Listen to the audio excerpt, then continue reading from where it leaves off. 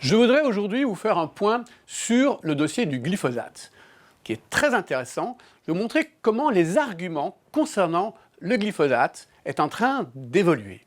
Alors, vous vous rappelez tous, l'argument principal évoqué contre le glyphosate, c'était qu'il était dangereux pour la santé. Le cirque avait parlé de cancérigène probable et on a même entendu certains qui ont comparé le dossier du glyphosate à celui de l'amiante. Le glyphosate, il n'y a aucun rapport qui dit que c'est innocent. Il y en a qui disent que c'est très dangereux, d'autres moyennement dangereux. Moi, j'aurai à répondre de ce que je fais, demain, après-demain.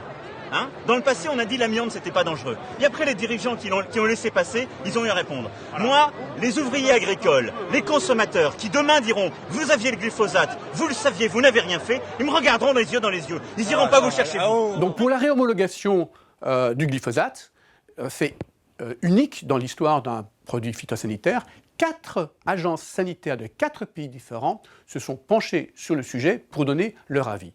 Cet avis a été récolté, c'est donc l'avis de 4 agences sanitaires et qui conclut clairement qu'il n'y a aucun problème sanitaire pour un utilisage correct du glyphosate.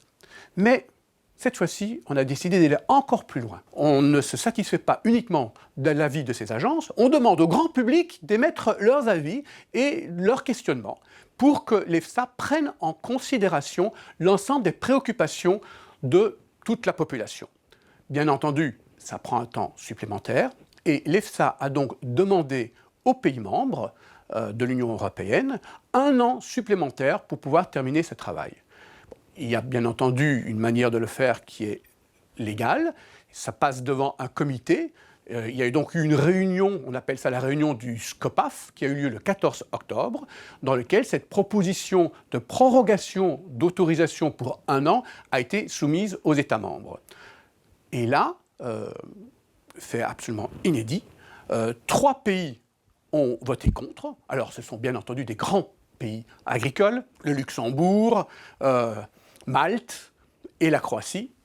Et puis, 3 pays se sont également abstenus, la Slovénie, la France et l'Allemagne, ce qui a bloqué la décision, puisque sans majorité qualifiée, cette autorisation n'a pas pu être donnée. C'est très étrange d'ailleurs, la position française et allemande, de ne pas autoriser l'EFSA à faire son travail correctement. Enfin, dans toute logique, on a demandé à l'EFSA un travail, on lui donne le temps de le faire. Alors, la France n'a même pas pris la peine de justifier cette abstention, contrairement à l'Allemagne. Et là, qu'est-ce qu'on découvre? Je vous lis le communiqué de presse qu'a sorti l'Allemagne après cette décision. Il dit « Il a été signalé à la Commission européenne depuis un certain temps déjà que les effets du glyphosate sur la biodiversité doivent jouer un rôle déterminant dans la procédure de réautorisation. Exit tout problème santé. C'est fini maintenant. La raison pour interdire ou autoriser le glyphosate serait ses effets sur la biodiversité. La morale de l'histoire, c'est très simple. Le président Macron et le gouvernement peuvent être parfaitement rassurés. Il n'y a jamais eu de problème de santé avec le glyphosate. Cela relevait tout simplement de la science-fiction.